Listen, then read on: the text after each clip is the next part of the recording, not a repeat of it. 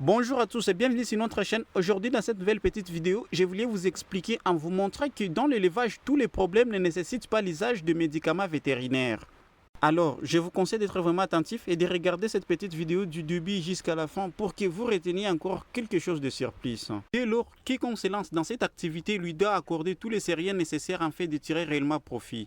Formez-vous aux bonnes techniques d'élevage de poulets car il constitue une véritable opportunité de création de richesses pour toute personne qui se lance.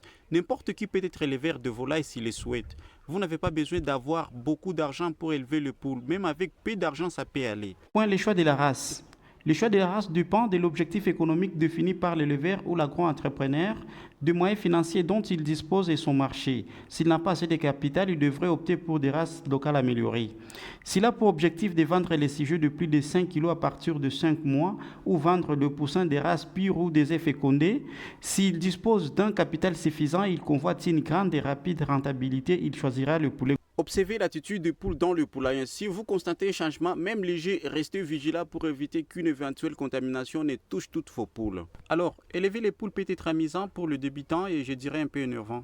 Il y a des tonnes d'informations sur l'élevage de poules. Il est difficile de tout trier pour déterminer ce qui est juste, de ce qui ne l'est pas et ce qui est tout simplement.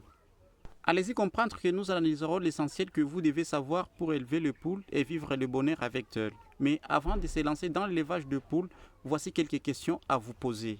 Grand point 1, le poulailler, l'habitat indispensable pour y élever le poule. Les poules ne sont pas très exigeantes en termes d'habitants. Elles n'ont pas besoin d'eau courante ou d'électricité.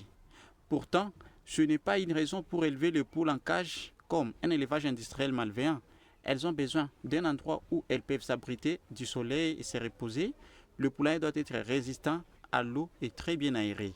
Deuxième point, comment déparasiter un poulailler. À la suite du nettoyage du poulailler, vous pouvez le désinfecter. Pour cela, utilisez des produits naturels comme des bicarbonates de sodium, appelés aussi bicarbonate de soude, et la terre de diatomée. Répartissez le produit sur les zones infestées. Troisième point, à quelle fréquence nettoyer son poulailler. La litière du poulailler est renouvelée intégralement 1 ou 2 fois par semaine. Pour ceux qui ont des excréments laissés par le poule sur la litière, ils sont à retirer quotidiennement à l'aide d'une pelle.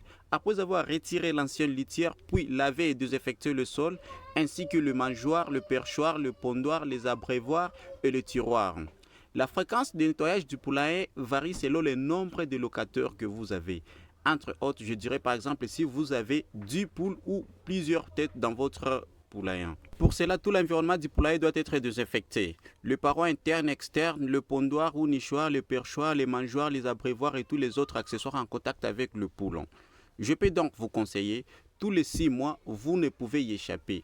La désinfection semi-annuelle de votre poulailler, l'intérêt de stopper la prolifération des germes et bactéries responsables le plus souvent de l'arrivée de parasites dans le poulailler.